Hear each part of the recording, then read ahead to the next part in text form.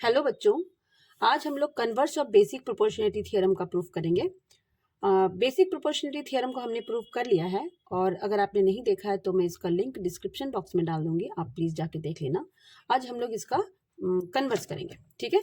Converse of basic proportionality theorem का statement यह है कि if a line divides any two sides of a triangle in the same ratio, then the line is parallel to third side। कहता है किसी भी triangle में, थोड़ा आप थ्योरम को पहले समझ लें।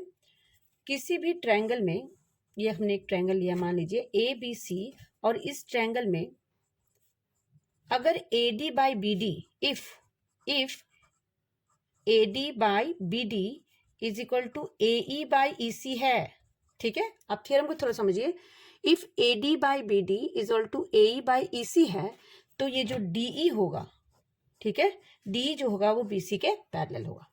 ये गिवन है और आपको प्रूव ये करना है कि DE is parallel to BC, ठीक है। If AD by BD is equal to AE by EC, then DE is parallel to BC। इससे पहले जो हमने बीपीटी थ्योरम पढ़ा था ना, उसमें उल्टा पढ़ा था। उसमें हमने पढ़ा था ये गिवन था और ये टू प्रूव करना था, ठीक है। उसमें गिवन था DE is parallel to BC, if D is parallel to BC then AD by BD is equal to AE by EC। इसमें ये दिया है कि if AD by BD is equal to AE by EC then DE is parallel to BC। तो हमें बस यही करना है। तो हमने थ्योरम को लिख लिया है, थ्योरम देख लीजिए यहाँ पे है, और मैंने एक डायग्राम बनाया है। इस डायग्राम में हमने एक ट्रायंगल लिया है ABC, ठीक है, और ये जो D है एक लाइन है, ठीक है, और AD बाई BD जो है वो AE बाई EC के इक्वल है। ये गिवन है हमारा, ठीक है।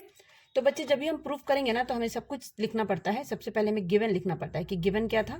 तो गिवन में हम लिखेंगे given a triangle ABC, given a triangle ABC, ठीक है, such that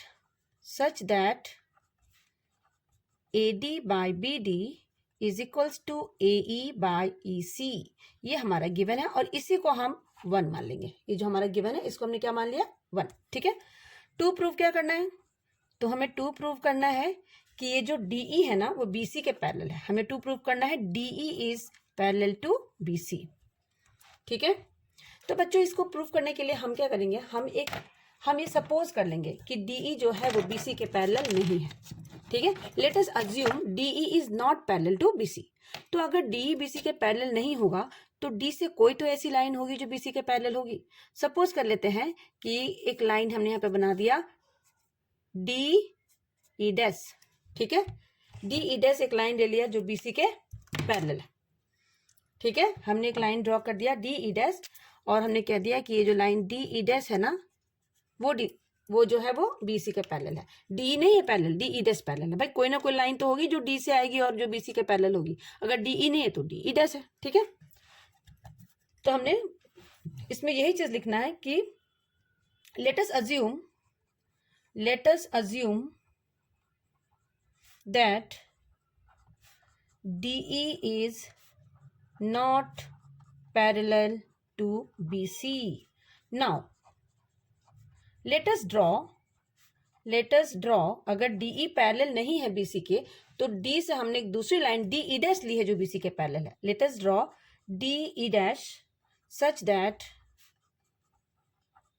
DE dash is parallel to BC। ये हमने एक छोटा सा कंस्ट्रक्शन किया है, ठीक है।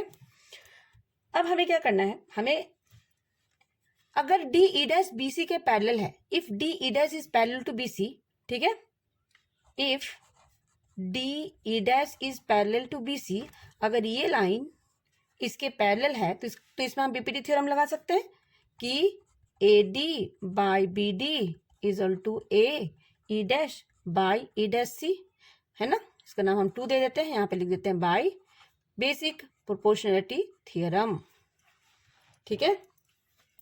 अब देखिए 1 और 2 को हम ध्यान से देखते हैं। ये हमारा गिवन था, ये हमने अभी बीपीटी से लिख दिया।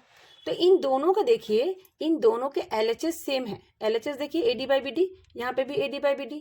तो LHS जब सेम होते हैं तो RHS भी इक्वल हो जाते हैं। तो हम बस ये लिखेंगे कि फ्रॉम 1 and 2, ठीक है, AE by EC is equal to AE dash by E dash C।